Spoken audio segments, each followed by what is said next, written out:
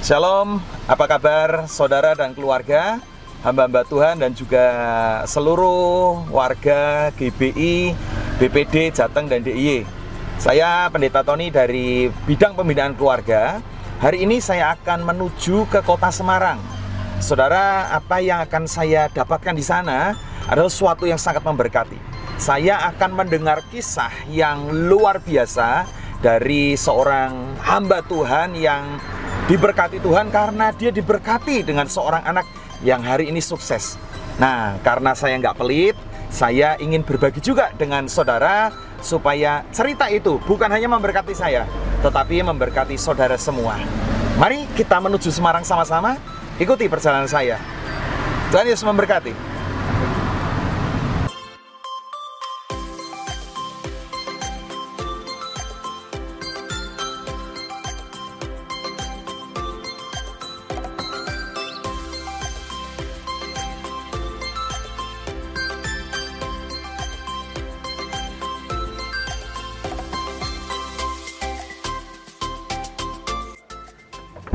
Nah, kita sudah sampai di tujuan. Luar biasa. Yuk kita akan datang. Ini rumahnya siapa toh? Yuk kita akan mengunjungi sebuah keluarga yang akan menjadi berkat buat kita semua. Ini saya dengan istri saya nih. Ya, kita tugas sama-sama. Kita akan bertemu. Siapa ya hamba Tuhan yang akan kita temui hari ini? Yuk kita lihat. Ada nggak orangnya di rumah? Permisi, shalom. Woi, siapakah dia? Pak Joni, Dokter Susana istrinya. Wah, luar biasa. Terima kasih waktunya. Bapak Ibu, kita mau dengarkan kisah yang luar biasa. Kita mau bertamu nih, ya. Oke, udah dekati ya. Yuk, yuk. Ya, yuk, ikut.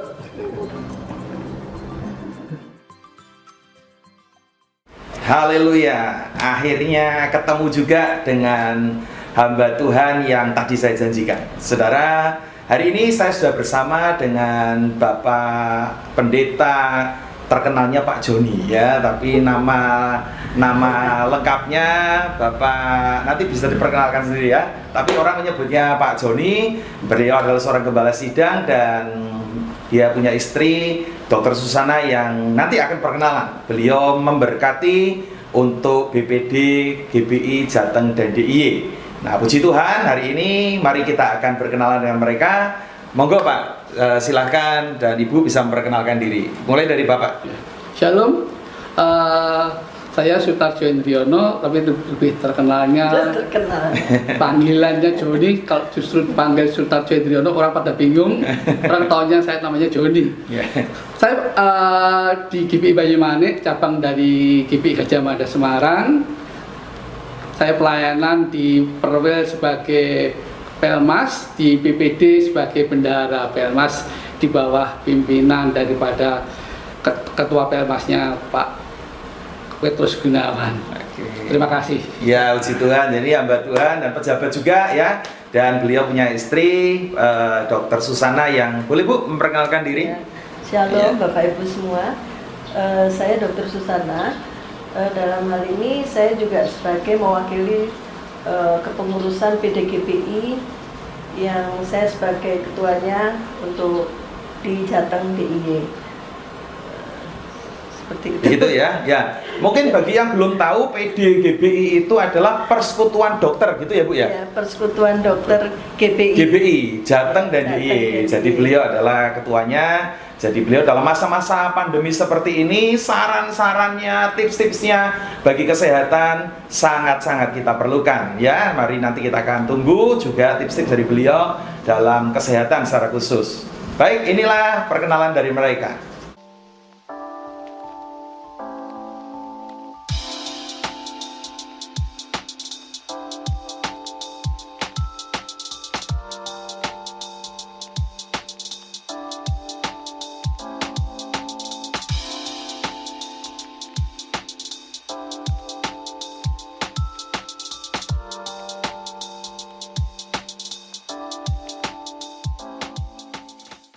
Saudara, kita akan mendengar kisah yang sangat inspiratif. Sebenarnya kisah ini sempat disampaikan kepada Ketua BPD kita, Pak Gideon ya, dan Pak Gideon merasa diberkati dalam kondisi beliau menyala-nyala. Nah, beliau bercerita kepada saya sehingga beliau diberkati, saya diberkati. Nah, karena saya orangnya tidak pelit, nah makanya saya akan berbagi juga buat saudara semua untuk warga GBI, BPD Jateng dan DIY. Nah, saudara, keluarga ini memiliki seorang anak yang perlu sebuah perlakuan khusus. Kenapa? Karena ada banyak hal yang akan diceritakan mereka, dan mungkin ini menjadi pergumulan kita, para keluarga-keluarga yang punya anak yang mungkin secara akademik menurun atau lemah. Mungkin kita harus menghadapi hal-hal yang bermasalah dengan anak karena segala keterbatasan. Nah, mari kita akan dengarkan kesaksian dan cerita dari keluarga ini yang memiliki seorang anak yang kita panggil namanya Rio, seorang yang inspiratif. Hari ini saya berharap, saya pasti percaya bahwa saudara akan diberkati dengan kisah ini. Shalom, keluarga dari GBI Sejateng DIY. Kami bersyukur bisa hadir bersama saudara saat ini. Kami ingin cerita tentang anak kami kepada Bapak Ibu semua, tentang masa kecilnya, remaja, setelah menikah sampai ketika saat ini dia boleh berhasil, di mana itu sungguh-sungguh merupakan anugerah dari Tuhan semata. Saya mulai cerita dari sejak masa kecilnya Bapak Ibu ya. Waktu masa kecil itu kami hidup di desa karena saya bertugas sebagai dokter menjadi kepala puskesmas di sana. Lalu dia masuk TK yang TK desa, TK Tunas Rimba di Grobogan ya. Waktu itu saya di Grobogan. Lalu sampai ke TK SD Kristen Gergaji, karena waktu itu saya terus akhirnya dipindahkan ke Semarang. Akhirnya kami juga pindah sama-sama ke Semarang, masuk SD di Semarang. Pada waktu itu usia 6 sampai 7 tahun begitu, dia mulai belajar piano secara khusus. Karena belajar piano secara khusus, kemudian belajar melukis juga.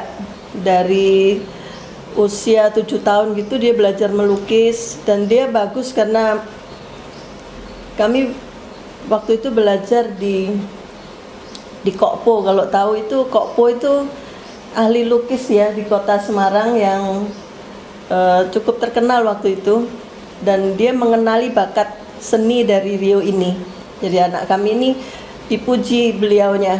Wah, bakat ya katanya, baru kecil sudah tampak gitu bakatnya, bakat seninya. Tapi Kokpo waktu itu tidak tahu bahwa Rio itu buta warna.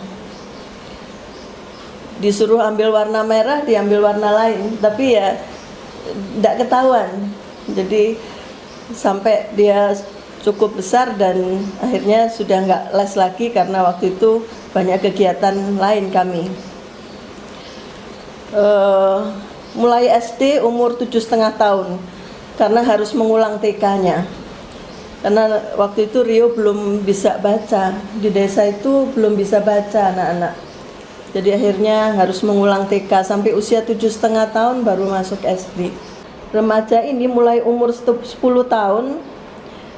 Pada saat usia itu dia mulai melayani Tuhan di ibadah raya pagi, karena dia bisa main piano, keyboard, dan bisa mengikuti gerakan aliran Roh Kudus. Kami menunjuk dia karena sebagai satu-satunya yang ada di situ, yang juga siap sedia setiap saat melayani Tuhan di ibadah raya pagi. Jadi seluruh waktunya kalau pulang sekolah itu main piano, belajar drum seperti itu. Sabtu itu latihan buat ibadah minggunya. Rio itu sehingga tidak pernah ibadah di sekolah minggu, padahal dia usianya masih usia sekolah minggu. Umur 13 tahun lulus SD, kami tahu bahwa anak ini berbeda. Sukanya menggambar, main musik, itu fotografi, tapi sulit untuk belajar hitung-hitungan.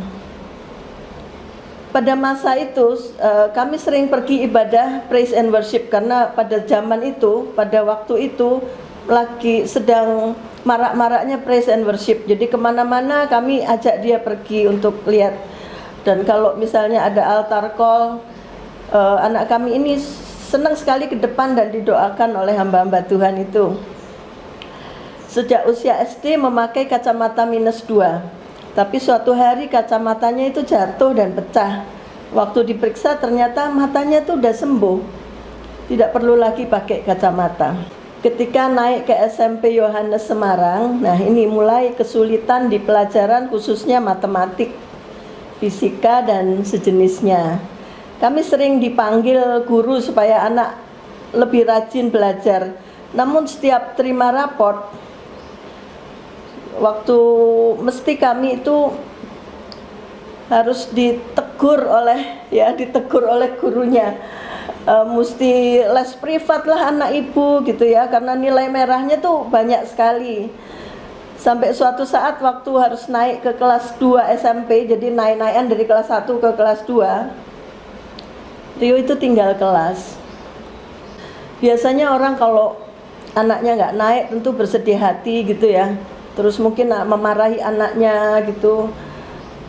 Tapi dalam hal ini kami ngerti dengan jelas bahwa kami tidak boleh seperti itu.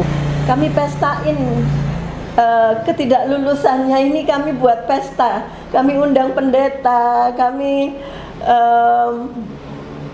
mengucap syukur kepada Tuhan. Kita makan-makan malam itu, mengucap syukur, doa, ucap syukur. Tetap membuat anak ini mengerti bahwa kami tidak memarahi dia, kami tidak kecewa. Karena memang kami tahu bahwa memang anak ini lain, bukan seperti anak yang pintar di dalam hal akademis lainnya. Dan kami melihat bahwa anaknya ini juga tidak terlalu merasa bersalah, karena dia tahu bahwa dia juga unggul dalam hal-hal yang lain. Hanya dia pernah suatu saat bilang ke kami bahwa kalau saja mama punya anak lagi, tentu nggak seperti saya, dia bilang. Jadi itu yang membuat kami terus mendukung dia, karena saya pikir itu suatu tugas yang mulia ya. Lalu pada masa ini yang paling berat, pada masa SMP sampai dari kelas 1 sampai kelas 3 itu sesuatu yang paling berat, masa yang paling berat, karena banyak sekali teguran dan pesimisme dari guru terutama, dan juga seperti hinaan ya, walaupun tidak terus terang tapi teman-teman itu menjauhi dan sebagainya, seperti itu. Kami tetap maju terus dan tidak pernah ada dari kami rasa kecewa yang kami tunjukkan, dan sungguh sebenarnya tidak ada kecewa apapun, karena kami tahu Tuhan memberikan anak yang spesial ini, dan keahliannya bukan secara akademis, tapi keahliannya adalah hal-hal yang di luar itu. Sebab pada waktu siang hari atau sore hari atau Sabtu Minggu itu dia malah memimpin dalam ibadah. Jadi bukan berarti lalu tidak bisa apa-apa.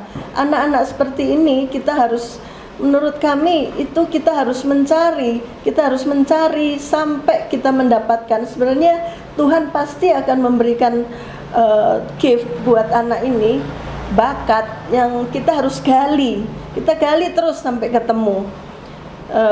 Dan itu membuat anak ini mendapatkan nilai tertentu pada saat dia menghadapi masalah di lingkungannya. Dia tahu bahwa dia adalah sesuatu juga, walaupun tidak di sekolah, tapi di tempat yang lain dia adalah sesuatu, dan dia dihargai, dan dia dinanti, dicari, dan dia melakukan yang terbaik, dan Tuhan berkenan dalam apa yang dikerjakannya. Pada waktu mulai masuk SMA, bakat seninya mulai nampak. Nah, dia mulai belajar musik itu segala rupa, jadi gitar, bass, lalu drum, piano, keyboard itu sudah pegangannya. Jadi juga dia mulai pegang kamera untuk menyenangi fotografi dan sebagainya. Dia itu tumbuh menjadi remaja yang walaupun tidak tampan betul, tapi dia good looking. Dia kalau kita lihat gitu, kita tertarik gitu. Anak ini lembut, gak pernah marah, dan dia punya banyak teman sebenarnya. Jadi pada waktu SMA itu tidak ada lagi yang merendahkannya. Jadi sekarang kelihatan mulai dia pandai, mulai main band kemana-mana, main band seperti itu. Jadi kami mensupportnya, jadi kami mendukungnya, bukan melarang dia, malahan loh kamu harus sekolah, nggak usah main band kesana kemari. Tapi justru kami mendukungnya, kami antar kemanapun dia mau pergi dengan mobil kami yang waktu itu ya seadanya. Kita juga waktu itu saya masih sebagai kepala puskesmas, kami hidup berkecukupan, tapi memang kami ingin memberikan yang terbaik buat anak kami ini. Kami selalu pergi antar kemana mereka, anak-anak ini mau lomba di mana kami antar. Mereka kan suka lomba begitu bersama teman-teman mereka itu. Nah, ketika lulus SMA, kami ini menyarankan masuk perguruan tinggi swasta. Karena kalau di perguruan tinggi negeri itu sulit. Kami ini permintaan kami kepada anak kami. Karena kami tidak ingin anak kami nanti mosok nggak kuliah sih. Biasanya kan lulus SMA itu kuliah harusnya gitu ya. Kuliah yang biasa pada umumnya gitu. Jadi ya akhirnya udah kamu masuk aja di universitas, di Unika, itu bisa menerimamu, dan di manajemen. Karena sekali lagi kalau masuk seni, anak ini buta warna. Salah satu syarat untuk sebagai masuk di universitas seni itu dicek buta warnanya. Pasti gagal, karena saya biasa melihat anak-anak seperti itu dan mereka kecewa. Saya nggak mau anak saya kecewa, dan saya lebih baik bilang langsung saja terus terang bahwa tidak bisa masuk di bagian seni karena hal ini gitu. Dan akhirnya dia patuh, dia masuk di jurusan manajemen Unika. Tapi setelah semester keempat dia tetap tidak bisa tahan lagi, buang-buang waktu mah katanya.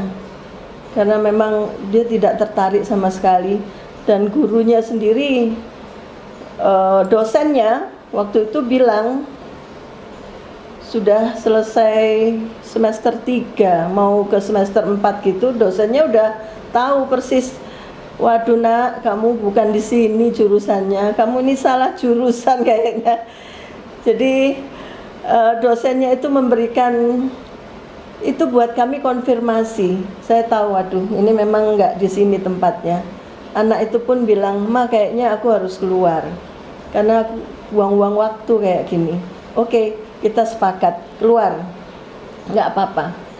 Sebenarnya mana ada orang tua yang kayak gitu. Maksudnya dengan saya belum dengar gitu. Jadi kita juga apa benar hal seperti ini. Tapi kami yakin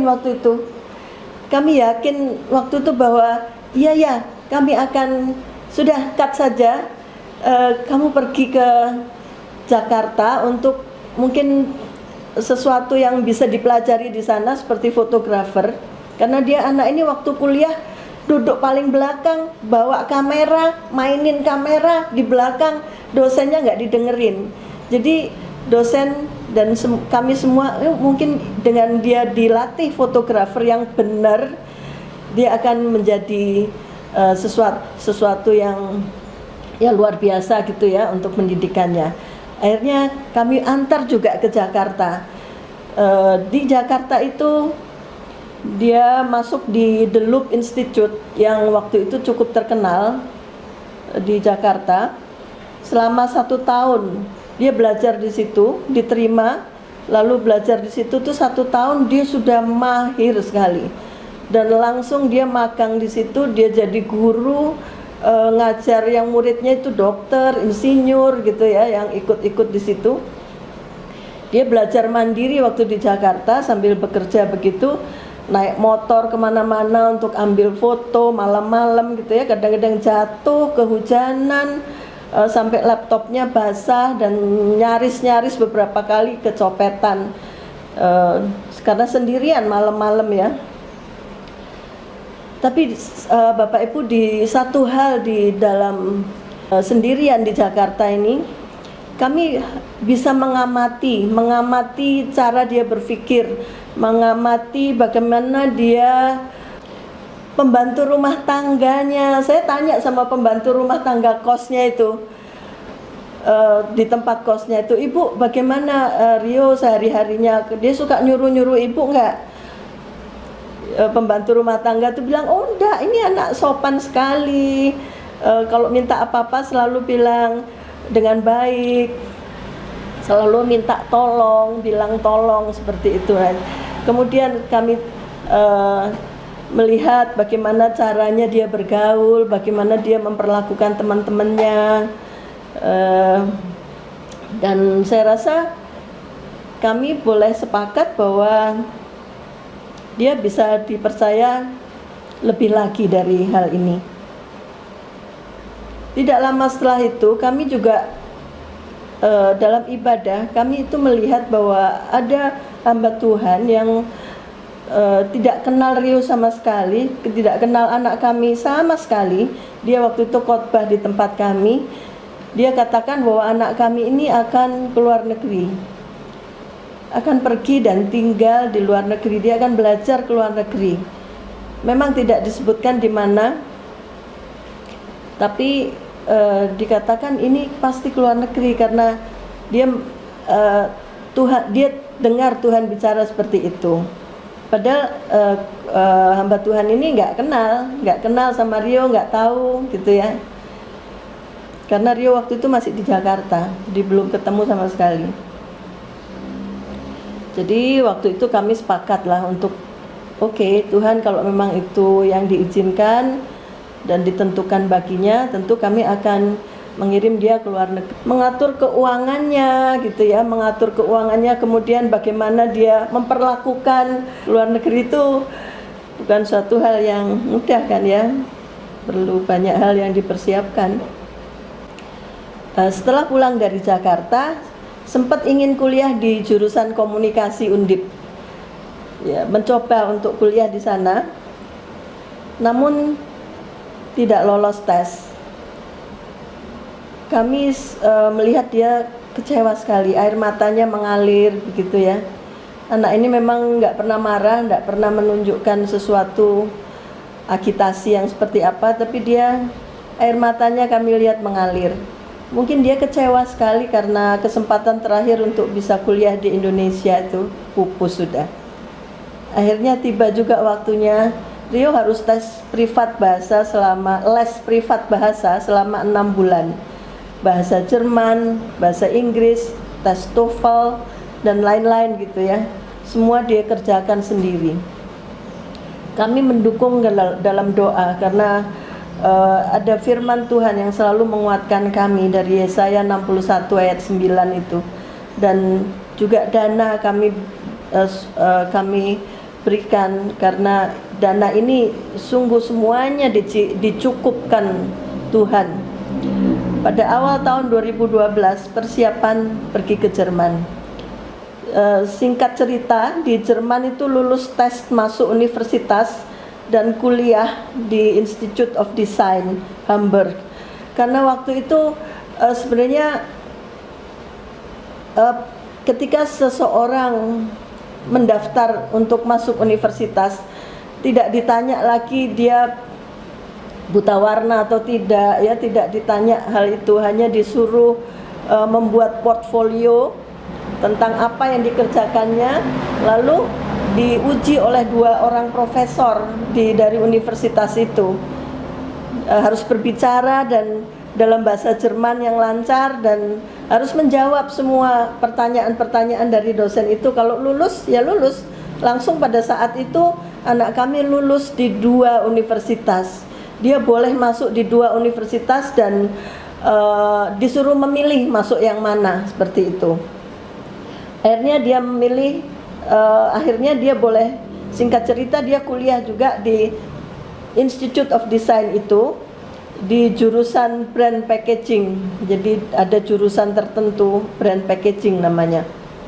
Belajar di sana selama 4 tahun dan dia lulus dengan baik dengan mendapat gelar diplom Viscom. Jadi di situ puji Tuhan, sayang kami tidak bisa menghadiri acara wisudanya.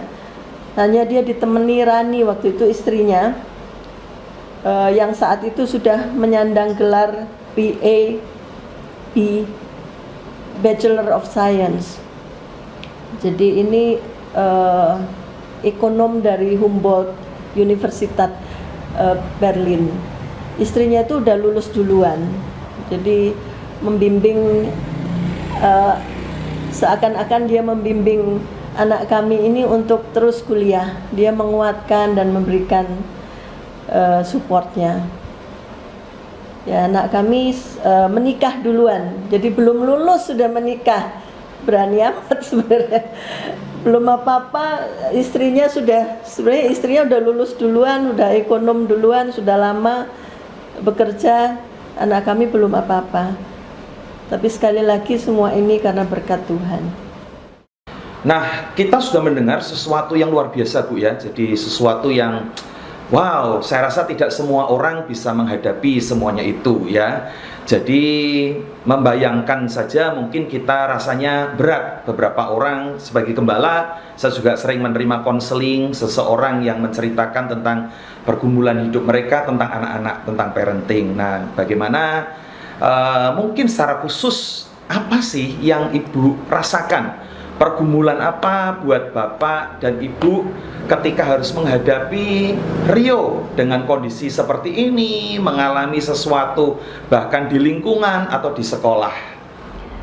Baik, mengenai apa yang saya rasakan secara jujur pada waktu kami melihat anak kami, banyak raportnya waktu itu sangat merahnya banyak gitu ya, dan sampai harus tidak lulus dari kelas 1 SMP ke kelas 2.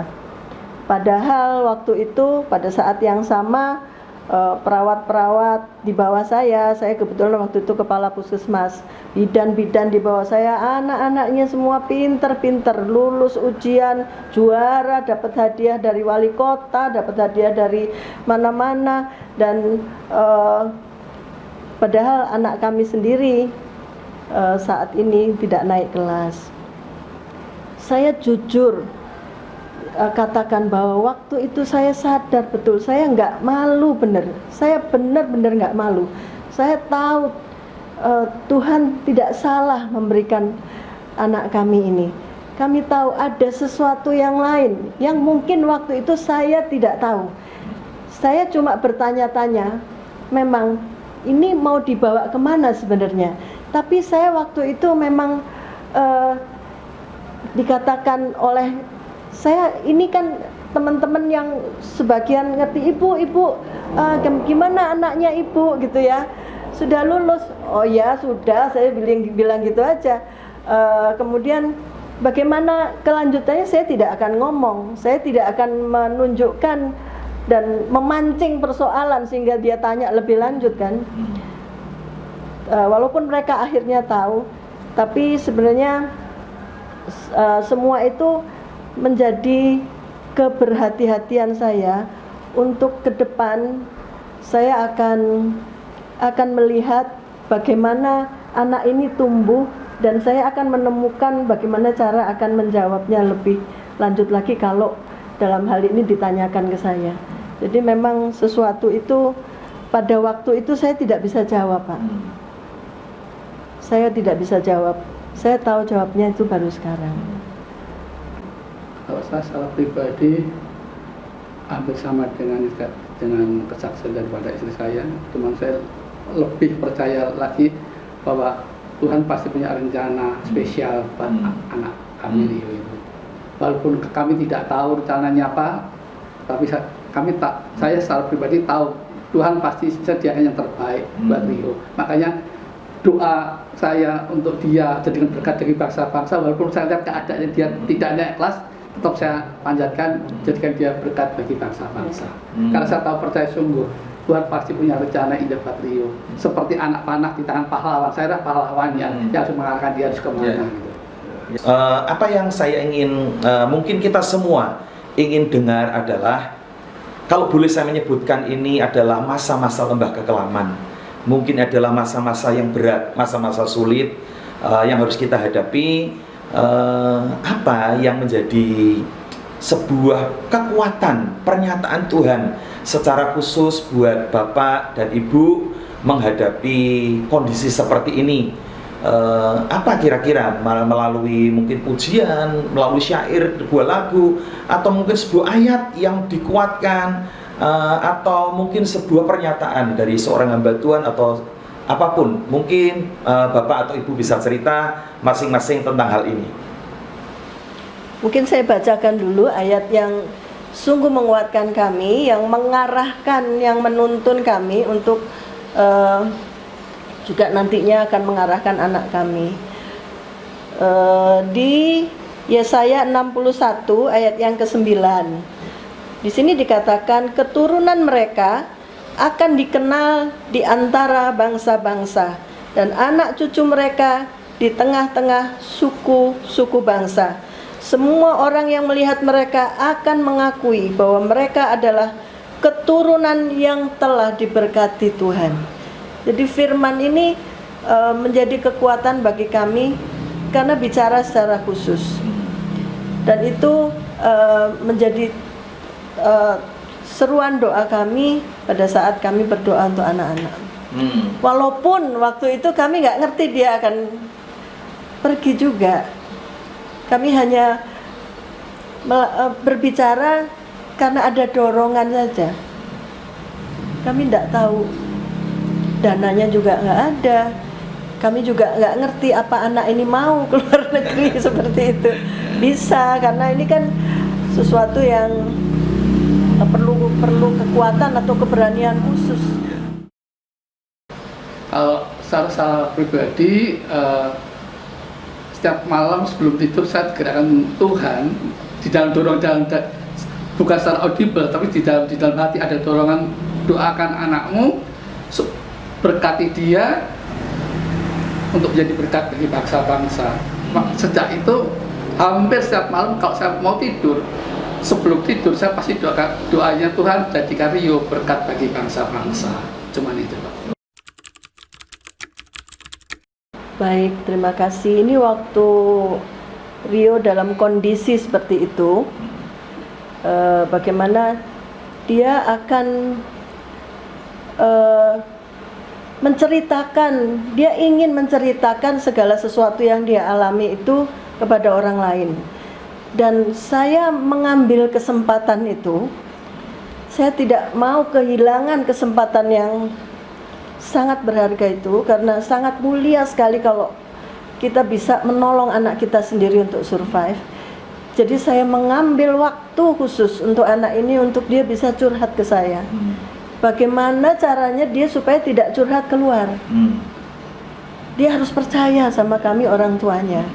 Jadi sampai sekarang dia selalu curhat ke kami kalau ada apa-apa.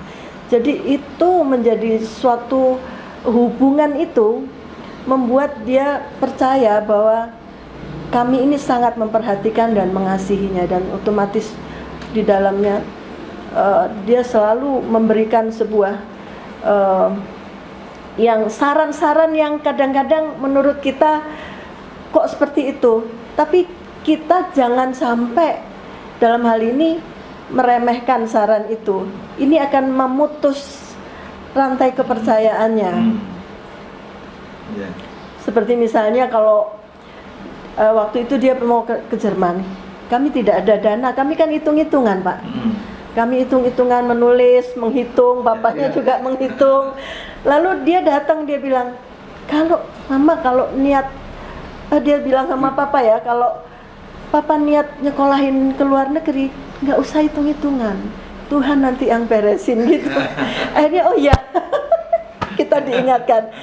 sarannya itu saya rasa itu sungguh luar biasa. Jadi yang pertama itu Pak, kita harus dengar dia dengan hati kita. Karena anak-anak seperti ini dengan otak kanan yang tumbuh itu lebih peka perasaannya.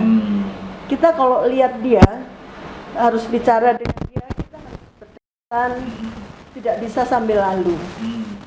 Pandang wajahnya dan memang lihat apa yang ada di hatinya, seperti itu. Dan dia pasti akan bicara kepada kita, bukan ke orang lain. Langkah kedua yang kami lakukan untuk Rio pada saat situasi seperti itu adalah bagaimana kami mengenali pribadinya. Sebab Rio anak yang sangat lembut hati dan dia selalu patuh, selalu mengiyakan apa yang kami bilang. Kami ingin ngerti sendiri sebenarnya, jujurnya sebenarnya bagaimana sebenarnya sifat-sifat aslinya.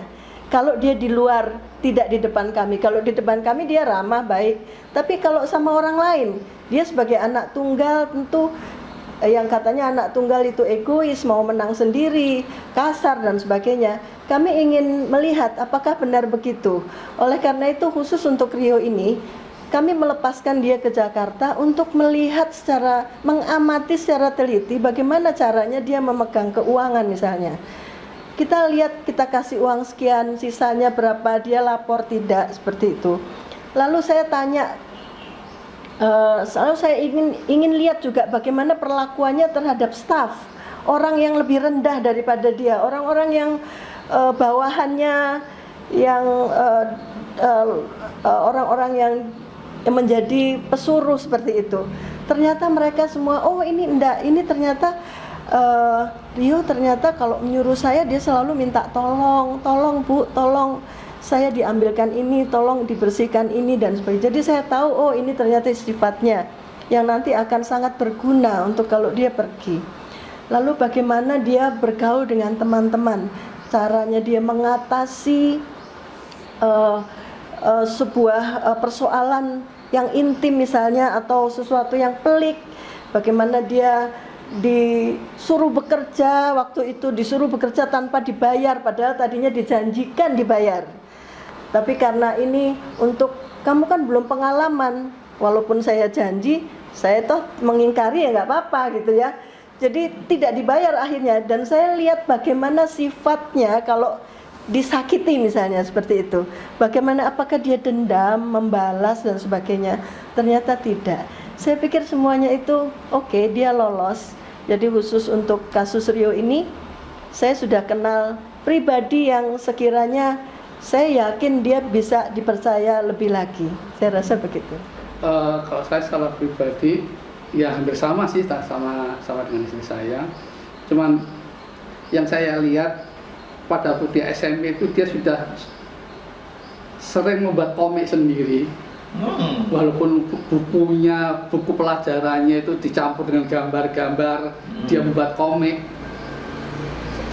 Secara pribadi saya tidak marah gitu loh, karena mungkin dia melampiaskan emosinya pada waktu dia menerima pelajaran. Mungkin gurunya tidak care sama dia mungkin kurang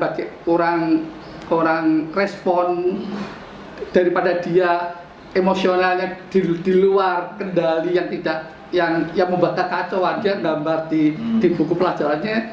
Saya ya sudah, biarkan aja. Wah, indah sekali ya kita mendengar bagaimana perjuangan. Saya pikir ini bukan hanya perjuangan Rio seorang, tapi ada orang-orang di belakang Rio, dan tentu saja ini adalah orang tua, papa mama yang selalu support. Dan kalau boleh tahu sekarang Rio umur berapa ya? 31. Wah, luar biasa. Kelahiran 89 dia. Kelahiran 89, umur 31. Dan nanti kita akan mendengar bagaimana Rio ini sekarang mengalami sesuatu, bahkan dia tidak tinggal di Indonesia. Ya, mari kita akan lihat bagaimana hal ini. Kita akan mendengar kisah dari keluarga ini. Nah, tapi satu perkara, kita ingin mendengar, kan kita sudah mendengar pergumulannya, mendengar kelemahannya, dan mungkin mendengar kata-kata negatif yang diberikan Rio kepada Rio oleh orang-orang di sekitar. Nah, Tapi kita percaya kita punya Tuhan ya yang luar biasa, sehingga rasanya kisah ini tidak akan berujung indah kalau kita tidak mendengar success story-nya. Kisah bagaimana hari ini kondisi Rio seperti apa sih? Orang yang buta warna, akademik turun, bahkan sempat nggak naik kelas. Tapi mari kita dengar, supaya hari ini kita mendengar bahwa mereka punya Tuhan yang besar. Seperti saudara dan saya juga punya Tuhan yang sama, yang pasti akan bisa memberkati kita semua. Mari kita akan dengar success story-nya, kisah tentang Rio hari ini. Mari Pak, Ibu, silakan diceritakan. Ya, baik, saya akan ceritakan dulu. Sebenarnya prestasi Rio ini sudah diketahui oleh, jadi maksud saya sudah menjadi rencana Tuhan, karena sudah dinubuatkan atau sudah didoakan oleh seorang hamba Tuhan bahwa dia akan nanti akan masuk di dalam sebuah perusahaan besar, di mana dia akan diketuai, bosnya itu ada 2 nantinya, yang dua-duanya semuanya sayang sama kamu gitu.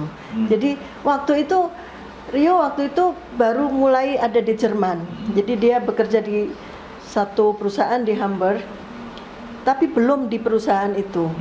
Dan sekarang benar terjadi, bahkan hamba Tuhan yang mendoakan waktu itu juga nggak bisa ingat lagi apa yang dia bicarakan, tapi kenyataannya dia sudah mengalami sekarang. Dia bekerja di Hamburg di sebuah perusahaan swasta yang berjalan di jasa periklanan. Jadi mengatur semua tentang pemasarannya, mengatur semua tentang bagaimana cara memasarkan sebuah benda atau sebuah produk seperti itu. Dan dia dipercaya sebagai direktur kreatifnya. Wow. Di sana dia membawahi banyak sekali fotografer pemula yang akan dia arahkan untuk membuat sebuah foto yang baik seperti itu. Jadi di situ ketika semua saat COVID ini banyak yang kehilangan pekerjaan, justru pada saat sekarang ini pekerjaan yang dilakukan oleh Rio ini sangat dicari, dan dia mendapat prestasi khusus di situ, disayang oleh bosnya dan sangat diharapkan untuk terus ada di perusahaan itu. Seperti itu. Dan bagaimana dia menjalani hari-harinya dalam di tempat pekerjaannya itu, dia selalu akan dibantu oleh istrinya tercinta, karena memang kedua orang ini tidak terpisahkan, mereka saling satu bantu dengan yang lain. Kerja di perusahaan yang sama kah? Tidak sih, sebenarnya tidak, karena Rani istrinya itu kerja di suatu perusahaan organisasi yang mengurus istilahnya organisasi ini membuat sebuah jasa di mana dia bisa membuat menerima tamu-tamu dari luar negeri, presiden, menteri, politician yang datang ke Jerman dari Asia Tenggara. Itu bentuk kerjasama dengan Jerman, dan Rani ini yang mensupport semuanya. Jadi dia pernah waktu itu ketemu dengan banyak pejabat-pejabat dari Indonesia juga yang datang, dan kedua orang ini saling memberikan dukungan begitu. Karena ini bisa, Rio ini di tempat ini butuh foto yang bagus, butuh sesuatu, maka dipanggillah yang satu, demikian juga yang lain. Kalau ini soalnya Rani sangat ahli sekali dalam bidang bahasa, jadi Tuhan ini mempertemukan dua orang ini saling melengkapi. Jadi inilah yang menurut saya kami bersyukur sekali bahwa saling melengkapi mereka. Satu bisa membantu yang lain, seperti itu. Dan ketika support ini terjadi dalam kehidupan mereka, saling support, maka mereka bisa membuat rencana Tuhan yang udah Tuhan lengkapi, Tuhan inginkan itu terjadi dalam hidup mereka.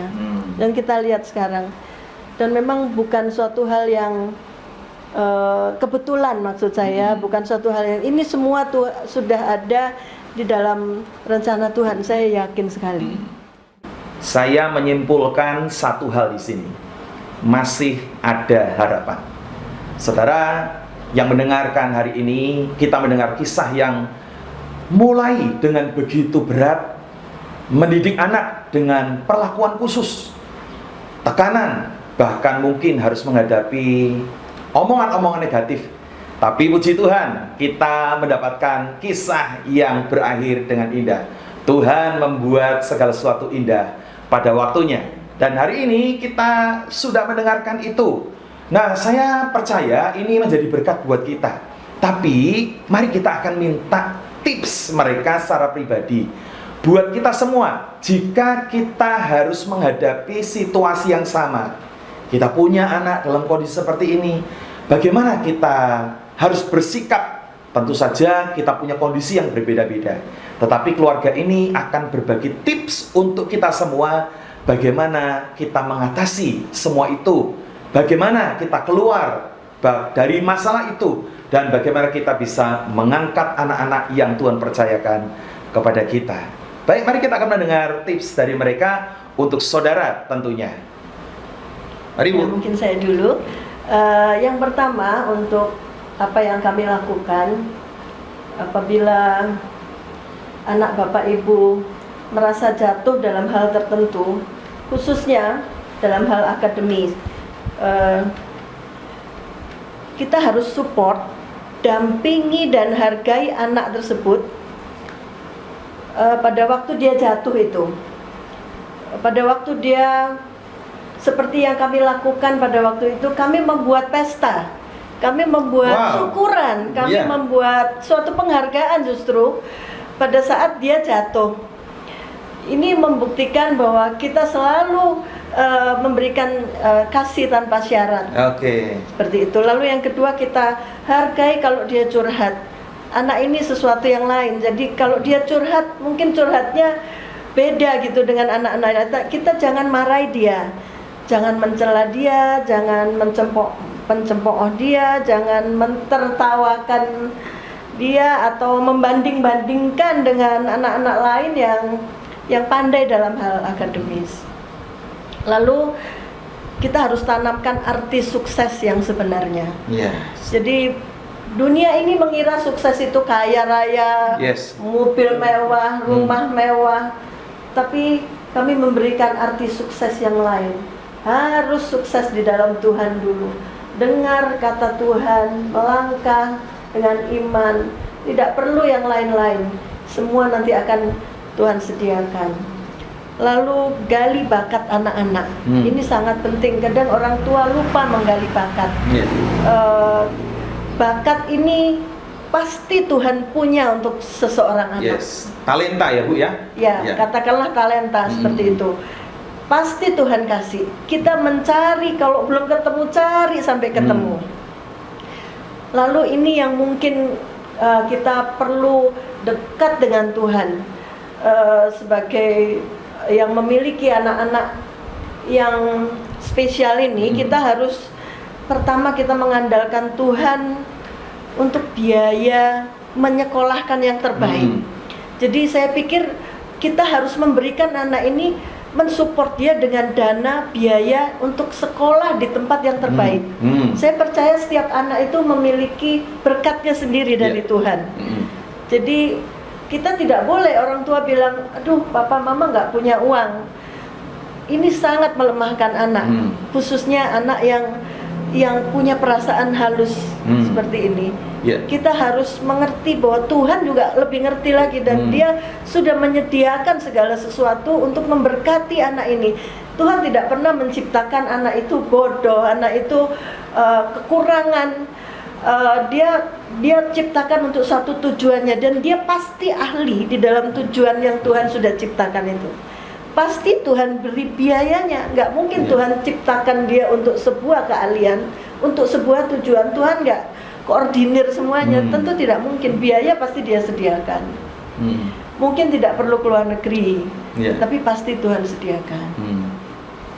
Lalu yang untuk pemerintah ini Pak, Pak Pendeta, untuk pemerintah, Yeah. ini saran untuk pemerintah Indonesia khususnya. Nah ini ya. buat mungkin pemirsa yang mungkin bersangkut paut ya, mungkin ada yang menjadi pejabat yang terkait, boleh nih dengerin baik-baik ini ya. Oke, mari Bu. Untuk pemerintah di Indonesia, mohon dihapuskan tes buta warna untuk syarat masuk universitas. Oh. Karena ternyata memang tes buta warna ini sebenarnya kalau ya memang kita ambil selama untuk anak saya, hubungannya dengan anak saya tentu itu kita ambil yang positifnya ya, bahwa dia bisa keluar negeri. Kalau bukan karena ini tentu anak kami bisa kuliah seni di Indonesia, tapi karena dia buta warna Pak, maka dia ditolak, di mana-mana dia ditolak. Di mana-mana, kenapa nggak ikut di sini aja, universitas di sini atau apa yang itu kan banyak. Yeah. Seni-seniman yang seperti itu tidak akan pernah bisa, saya tahu. Jadi kami tahu karena saya sering ngecek seperti itu, tidak akan pernah bisa. Jadi itu kalau misalnya syarat itu masih menjadi pegangan di setiap universitas untuk memasukkan pelajarnya, tentu tidak akan pernah. Orang-orang yang hebat tentu akan keluar semua. Banyak ternyata anak-anak Indonesia banyak yang ada beberapa ya mungkin tidak terlalu banyak sekali, tapi yang buta warna hijau merah itu cukup banyak. Gitu ya. Ya, jadi itu bukan suatu kelemahan Pak. Bukan suatu kelemahan, jadi bukan suatu kecacatan, tidak, itu unik dari bayi, unik dari dia dijanin. Jadi memang bukan salahnya, bukan salah orang tuanya, tapi memang Tuhan membuat segala sesuatunya itu. Ya, ini menjadi sebuah hal yang membuka cakrawala kita ya. Saya sendiri hari ini juga baru tahu, ternyata banyak yang mengalami seperti itu, dan saya pikir hari ini ada suatu pesan yang penting buat kita ya. Jangan jadikan buta warna itu syarat untuk masuk sebuah universitas atau pekerjaan yang secara umum ya. Saya pikir untuk pemerintah dan sebagainya, karena sekali lagi kata Bu Susana, itu unik, itu bukan kecacatan, itu bukan kelemahan, tapi itu unik yang datang dari Tuhan. Begitu Bu? Ya. Ada lagi Bu? Cukup? Oke, ya. Sekarang Bapak, ya Bapak, apa Pak? Tips untuk mereka semua. Bapak Ibu semua, kalau kita punya anak yang unik istilahnya, ya dulunya memang saya secara pribadi ya agak gimana, agak gelo, agak pesimis gitu ya, karena SD kan saya pasti kan jemput sekolah. Teman-temannya sudah pulang, Rio belum keluar, lalu temannya lapor, Om Rio masih di strap. Om, itu hampir sering saya dilapori, Om Rio di strap. Ya sudah, begitu anak itu pulang jangan dimarahin, tetap biasa saja, ayo kita pulang. Justru dia sendiri tidak, Pak aku di strap ya. Saya sendiri bilang, oh kenapa di strap? Ya cuman dia cerita ya, alasannya apa, siapa lagi. Ya sudah, toh enggak masalah. Jadi dengan temannya melaporkan Rio disetrap, mungkin harapan temannya saya memarahi Rio, tapi buktinya saya tidak memarahi, justru anak itu pulang tetap ceria, dan padaku dia kursus bahasa Jerman pun dia sudah besar kan, itu sudah pulang dari Jakarta, kita support karena lesnya kan jauh. Saya antar, kalau hujan atau apa saya antar, bukannya saya toh sudah besar kok bisa jalan sendiri, enggak, tapi saya tetap support, mau membuktikan bahwa apa yang engkau inginkan, apa yang engkau cita-citakan, saya sebagai orang tua harus support, walaupun sebelumnya itu tidak sesuai dengan keinginan saya secara pribadi. Dan perlu Bapak Ibu Saudara ketahui semua, saya sejak kecil sudah mendoakan Rio, jadikan dia berkat bagi bangsa-bangsa. Saya tidak tahu kenapa saya harus doa demikian. Tapi saya baru tahu setelah kami berumur sekitar 50 tahun, baru tahu jawab yang Tuhan sudah persiapkan bagi kami, Tuhan sudah berbicara kepada kami, doakan anakmu untuk jadi berkat bagi bangsa-bangsa. Jadi setiap kali saya malam berdoa untuk Rio, pasti saya tutup, Tuhan jadikan Rio berkat bagi bangsa-bangsa. Saya tidak tahu kok itu terus sebagai suatu kebiasaan saya untuk mengucapkan doa itu, dan sampai dia mau berangkat ke Jerman pun saya masih mengucapkan, Tuhan jadikan dia berkat bagi bangsa-bangsa. Saya tidak tahunya memang betul terjadi apa yang Tuhan sudah pesan kepada saya untuk doa dia, dan itu memang sudah digenapi. Dia sekarang ada di Jerman itu, Pak. Ya, wow, luar biasa ya, sebuah kesaksian, dan saudara mesti catat itu tips-tipsnya, ya, catat dengan baik. Dan jika kita mengalami hal yang sama, saya percaya itu tips yang umum, semua orang bisa melakukannya. Menerima anak, mensupport, memberikan usaha, membangkitkan kebesaran hatinya dengan orang tua, akan menyediakan biaya-biaya yang diperlukan sekuat kita sebagai orang tua. Saya rasa kita semua bisa melakukannya. Tidak ada tips yang di luar angan-angan, tidak ada tips yang ada di awan-awan. Semua tips yang diberikan keluarga ini, semua kita bisa melakukannya. Kiranya pembicaraan dan obrolan saya siang ini menjadi berkat buat kita semua. Apa yang kita dengar hari ini adalah sebuah hal yang Tuhan ingin ajarkan kepada kita. Saya ingin menutupnya dengan sebuah ayat Mazmur 127 ayat yang ketiga. Sesungguhnya anak laki-laki adalah milik pusaka daripada Tuhan, dan buah kandungan adalah suatu upah. Anak yang diberikan kepada kita bukan milik kita, itu adalah milik pusakanya Tuhan. Kita orang tua dititipi, kita orang tua adalah diberi tanggung jawab untuk membesarkan anak ini yang menjadi milik pusaka Tuhan. Buah kandungan adalah suatu upah, bukan milik kita, itu milik Tuhan dan dipercayakan kepada kita. Itu sebabnya jangan pernah menyia-nyiakan anak yang diberikan kepada kita, apapun kondisinya. Hari ini kita mendengar sebuah keluarga yang diberkati dengan seorang anak yang mungkin bagi dunia berkata buruk, lemah, atau adalah istilah cacat. Tetapi saya mau katakan satu perkara, jangan pernah mengatakan kecacatan, karena cacat itu adalah standar yang dibuat manusia. Manusia membuat standar cacat. Kalau manusia normal itu artinya tangannya 2, kalau tangannya 1 itu cacat. Kalau manusia normal itu bisa melihat, kalau tidak bisa melihat cacat. Itu adalah standar yang diberikan oleh manusia. Tapi Tuhan memberikan kepada kita sebuah standar bahwa ciptaannya selalu sempurna. Anak Bapak Ibu semua adalah sempurna. Anak kita sempurna, diberikan oleh Tuhan kepada kita. Itu sebabnya melalui tips yang diberikan tadi, galilah semua potensi yang ada. Apa yang Tuhan percayakan kepada kita, mari kita melakukannya. Mari kita membesarkan anak-anak dengan kasih, takut akan Tuhan, dan yang pasti serahkan anak ini dalam tangan Tuhan. Masa depan, kehidupannya semua akan menjadi milik Tuhan. Mari kita akan berdoa. Kita akan juga berdoa untuk keluarga Bapak Pendeta Joni, dan berdoa untuk Rio yang ada di Jerman, dan juga untuk kita semua. Mari kita berdoa. Tuhan Yesus, terima kasih untuk hari ini. Kiranya kami sudah mendengar sesuatu yang luar biasa dari keluarga Bapak Pendeta Joni dan Ibu Susana. Kiranya hari ini kami diberkati Tuhan, kami mengalami kuasa Tuhan, kami bertumbuh di dalam iman kami, dan hari ini kami punya semangat untuk membesarkan anak-anak dalam takut akan Tuhan, dan bahkan memperkatakan anak-anak kami dengan perkataan seperti keluarga ini, bahwa anaknya akan menjadi berkat bagi bangsa-bangsa. Hari ini kami juga melepaskan berkat atas anak-anak kami.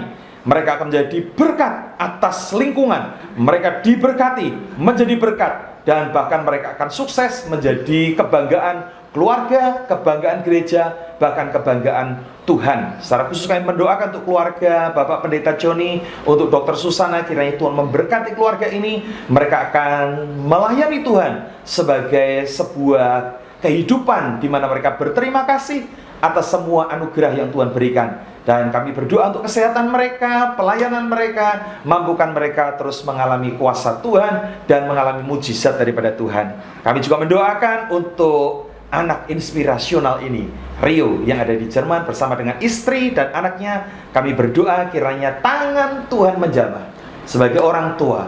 tangan kami terbatas menjaga mereka, tapi tangan Tuhan akan terus mampu menjaga mereka. Jauh di sana, tangan Tuhan akan menyertai dan memberkati. Kiranya diberkatilah hidupnya Rio, istri dan anaknya. Mereka akan mengalami kuasa Allah sehingga mereka akan terus menjadi berkat bagi banyak orang. Terpujilah nama Tuhan. Kiranya kasih damai sejahtera Tuhan turun atas kami semua dalam nama Yesus. Haleluya. Amin. Salam dari bidang pembinaan keluarga. Ya, shalom, shalom. Ya.